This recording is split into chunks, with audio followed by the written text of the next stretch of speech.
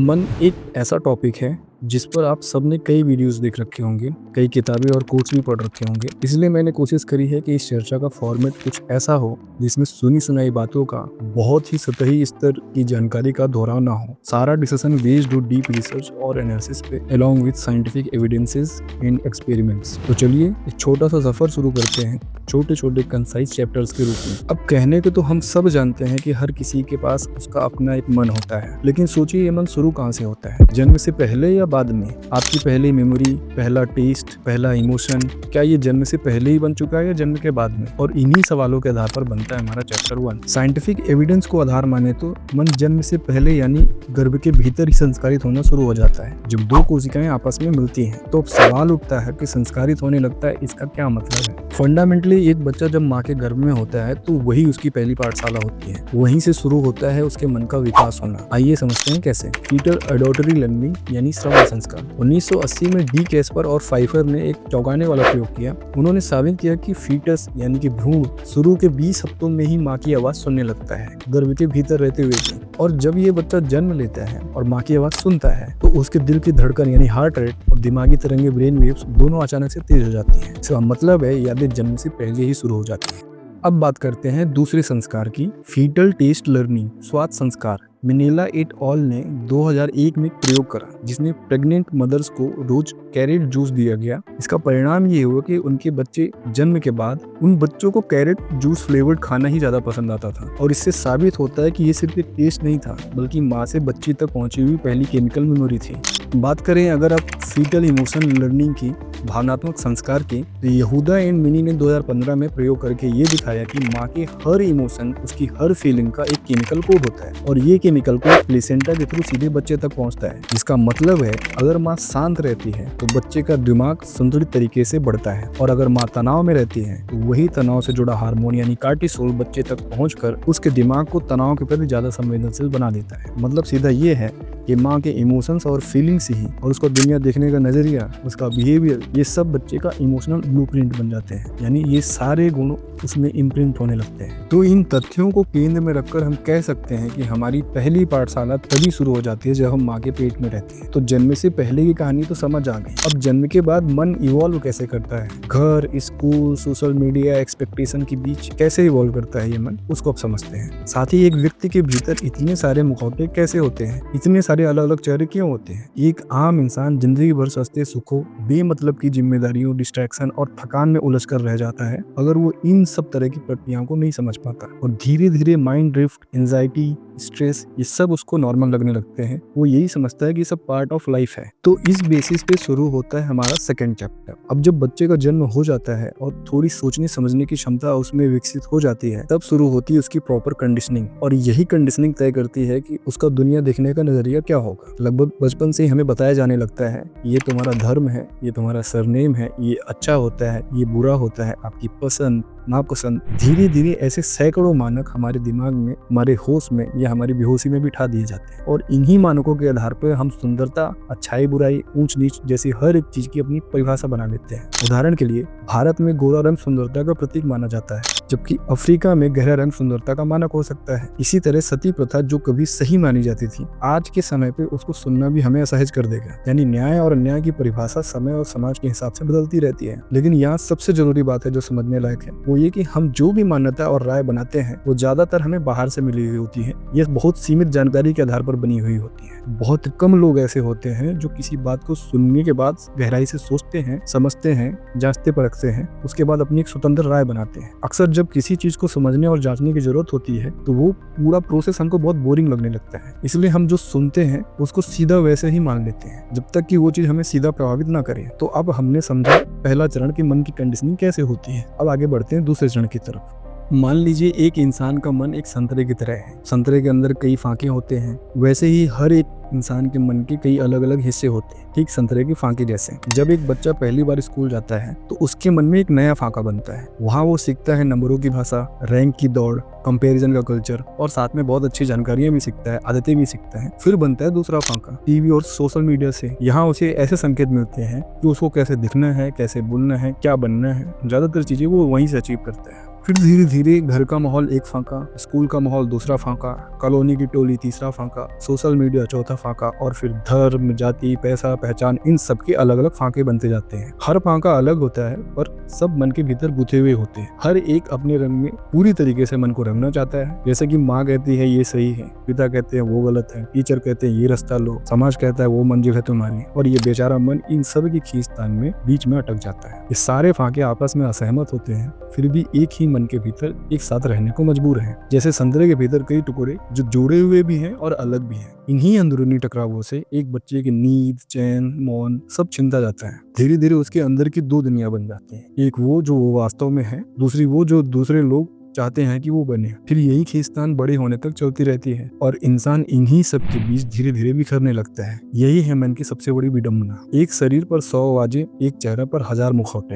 अब हमने बात करी है कि मन की मुखौटे, एक ही व्यक्ति है लेकिन उसके अलग अलग चेहरे होते हैं, अलग अलग मुखौटे होते हैं, और कई बार हम कंफ्यूज हो जाते हैं कि इसका सेल्फ यानी ओरिजिनल व्यक्तित्व है क्या। सोचो तुम ऑफिस में बैठे हो, बॉस पसंद नहीं है, फिर भी चेहरे पे मुस्कान, विनम्रता और भीतर उबलता हुआ एक गुस्सा है। यही है मुखौटा पहनना। तो मुखौटों के प्रकार, पहला मुखौटा जो होता है उसको हम बोलते हैं सोशल मास्किंग, यानी कि सामाजिक मुखौटा। वो रूप जो हम दुनिया को दिखाते हैं, जैसे कुछ गलत दिखते हैं फिर भी चुप रहते हैं, क्योंकि समाज, परिवार और पहचान का एक डर है। यहाँ समाज का मतलब सिर्फ भीड़ नहीं है, हर व्यक्ति का समाज अलग होता है। एक व्यापारी का समाज व्यापारियों का, एक खिलाड़ी का समाज खेल की दुनिया का। अगर हम गलत होने के बावजूद विरोध नहीं करते हैं, धीरे धीरे वही चुप्पी, वही नकली रूप हमारी पहचान बन जाता है और इंसान मुखौटे के पीछे खोने सा लगता है। अब हम बात करते हैं दूसरे मुखौटे की, इसको बोलते हैं इनर इम्पल्स, यानी कि भीतरी वृत्ति। ये मुखौटा अंदर छिपा होता है। जब कोई हमें कुछ कह देता है तो भीतर की वृत्ति कहती है जवाब दो, और सामाजिक मुखौटा कहता है चुप रहो। यहीं से शुरू होता है भीतर का खींचतान। भीतरी वृत्ति भावनात्मक होती है, वो सोचती नहीं, बस प्रतिक्रिया देना जानती है। इसलिए ये कई बार घातक साबित होती है, क्योंकि प्रतिक्रिया में कोई जिम्मेदारी नहीं होती, वो बस पल भर की आग होती है। अब बात करते हैं तीसरी परत की, यानी तीसरे मुखौटे की, द कॉन्शियस रिस्पॉन्स, प्रत्युत्तर की अवस्था। यहाँ व्यक्ति रैशनल होता है, तार्किक होता है, वो सुनता है, सोचता है, समझता है, फिर प्रत्युत्तर देता है, प्रतिक्रिया नहीं देता। प्रतिक्रिया 8 सेकंड में दी जा सकती है, पर प्रत्युत्तर देने में 8 घंटे 8 महीने भी लग सकते हैं,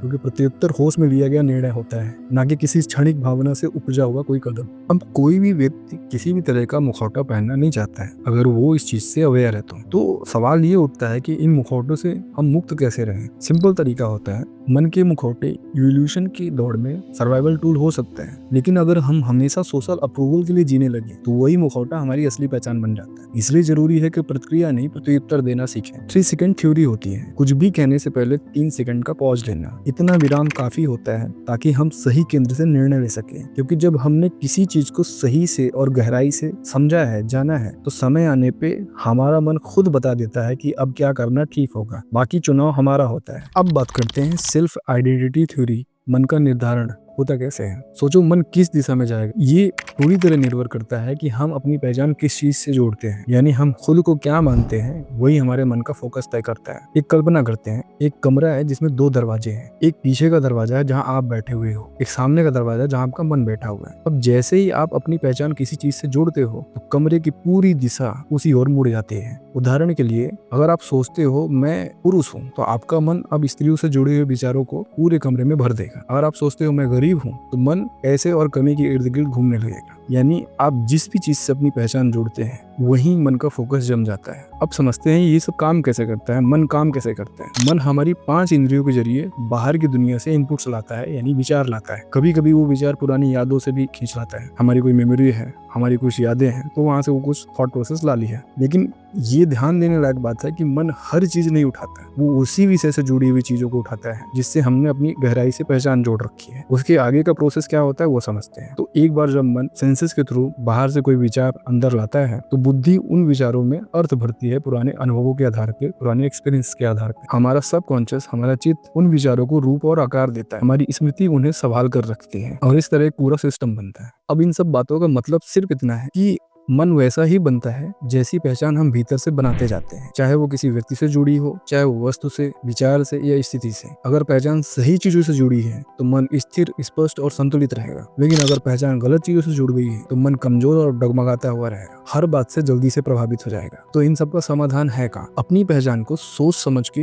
पूरे अवेयरनेस के साथ जोड़ना होता है, अगर हम जोड़ ही रहे हैं तो। क्योंकि जहाँ पहचान टिकती है मन वहीं दिशा पाता है। अगर भीतर से ये सजगता बनी रहे कि मन एक सिर्फ यंत्र है, एक टूल जैसा है, तो परिस्थितियां चाहे जैसी भी हो जाए, मन एक सीमा से ज्यादा खराब नहीं हो सकता। सो ओवरऑल मन हमारा दुश्मन नहीं है, वो दिशा वहाँ पाता है जहाँ हम अपनी पहचान जोड़ते हैं। पहचान सही चुनी तो मन साधन बन जाता है, पहचान गलत चुनी तो वही मन बंधन बन जाता है। अब इस पूरे टॉपिक का एक सबसे इम्पोर्टेंट पहलू बचा हुआ है, मन के प्रकार कैसे होते हैं। हर इंसान का मन एक जैसा नहीं होता है, हर किसी का मन अपने तरीके से काम करता है। तो अब हम समझने के लिए मोटे तौर पे 3 प्रकार के लोगों का मन लेते हैं। प्लेजर सीकिंग माइंड बेसिकली हमेशा पसंद और नापसंद के नजरिए से सारी चीजों को देखता है। इसको उदाहरण के तौर पे अगर समझना चाहे तो इनके लिए खाना सिर्फ फूड नहीं है, एंटरटेनमेंट होता है। मूवी देखना, सोशल मीडिया स्क्रॉल करना, टेस्ट या प्लेजर, इन सब को चेज करना, बेसिकली इन्हीं सब में मन सुख चैन तलाशता है। तो मन हर समय एंजॉयमेंट और इंस्टेंट ग्रेटिफिकेशन ढूंढता रहता है अगर वो प्लेजर सीकिंग माइंड है तो।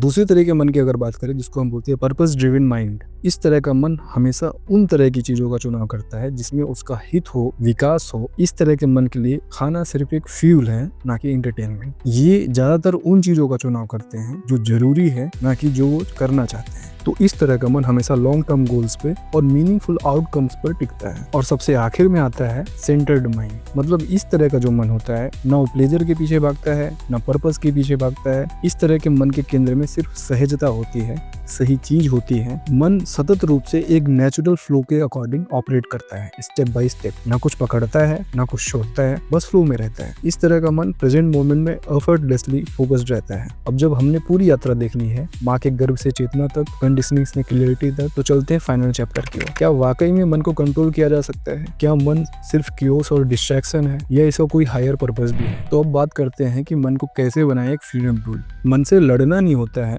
बस उसको ऑब्जर्व करना होता है। और ऑब्जर्व करने मात्र से, यानी समझने मात्र से भीतर सब सुलझ जाता है। स्ट्रेस, एंजाइटी, जेलसी, इनसिक्योरिटी, ये सब तभी हमारे भीतर पनपते हैं जब हम अनकॉन्शियस रहते हैं। ध्यान की रोशनी में ये सब सिमट जाते हैं। तो observation itself is the fire that burn all illusions. असली मजा मन को काबू करने में नहीं आता। असली मजा तब आता है जब आप अपनी शरारतों को रंगे हाथ पकड़ते हैं और खुद पे हंसी आ जाए। फ्रीडम बाहर नहीं होती है, भीतर की स्पष्टता जितनी ज्यादा होगी, फ्रीडम उतनी ज्यादा महसूस होती जाएगी। कई बार किसी मुद्दे को लेके या किसी बात को लेके हमारा मन बहुत ज्यादा उलझ जाते हैं, हम ओवर थिंकिंग करने लगते हैं और वो एक सीमा से इतना ज्यादा हो जाता है कि हम खुद को संभाल ही नहीं पाते हैं। तो उसमें एक तरीका होता है, एक प्रैक्टिकल टूल किट के जैसा हम उसको देख सकते हैं। जब भी कभी आप किसी चीज में ओवर थिंक कर रहे हैं, या फिर आपको समझ में आ रहा है कि मैं एक लूप में फंस चुका हूँ या फंस चुकी हूँ, तो आपको सिंपली एक A4 शीट पेपर लेना चाहिए। उस पे आप उस मुद्दे को 4 हिस्से में बांट दो। पहला ये कि ट्रिगर क्या था, दूसरा ये कि एविडेंस क्या है, तीसरा अल्टरनेटिव क्या है, और चौथा कि नेक्स्ट एक्शन क्या हो सकता है। ये सब आपको 10 मिनट के भीतर करना होता है। इससे ज्यादा अगर आप समय ले रहे हैं तो आप फिर से उसी उलझन की लूप में फंस जाएंगे। कई बार ऐसा होता है कि कुछ घटना ऐसी घटती है कि हमारे दिमाग में बहुत ज्यादा स्ट्रेस क्रिएट हो जाता है और उसको हम मैनेज ही नहीं कर पाते। उसके लिए एक सिंपल टेक्निक होती है, बॉक्स ब्रीदिंग। आप सबको पता होगा बॉक्स ब्रीदिंग क्या होती है। एक सिंपल स्टेप है जिसपे 4-4-4-4 का एक फॉर्मूला होता है, जिसपे हम ऐसा समझते हैं 4 सेकेंड इनहेल,